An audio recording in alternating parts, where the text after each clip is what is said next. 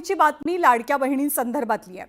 नमो शेतकरी आणि लाडकी बहीण या दोनही शासकीय योजनांचा लाभ तब्बल 8.25 लाख महिलांनी घेतल्याची माहिती ही आता मिळालेली आहे आणि तपासाअंती ही बाब स्पष्ट झाली आहे। त्यामुळे या महिलांना लाडकी बहीण योजनेत वार्षिक 18,000 रुपयांच्या ऐवजी 6,000 रुपयेच मिळण्याची शक्यता आहे।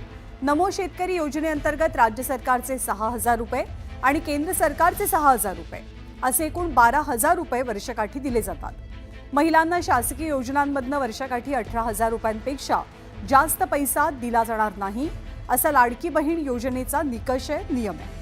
आता 8.25 लाख महिला या नमो शेतकरी योजनेत वर्षभरात 12,000 रुपये मिळवतात आणि त्याच महिला लाडकी बहीण योजनेत सुद्धा 18,000 रुपये वर्षकाठी मिळवतात। म्हणजे त्यांना वर्षाला एकूण 30,000 रुपये मिळतात हे स्पष्ट झालंय। त्यामुळे या महिलांचा लाभ कमी करण्याचा प्रस्ताव मांडला गेलाय आणि त्यानुसार या महिलांना आता कमी पैसे मिळतील। दरम्यान लाडक्या बहिणींना 2100 रुपये कधी मिळणार असा प्रश्न सातत्याने उपस्थित होतोय। त्याबद्दल बोलताना उपमुख्यमंत्री एकनाथ शिंदेंनी काय म्हटलं आपण पाहूया।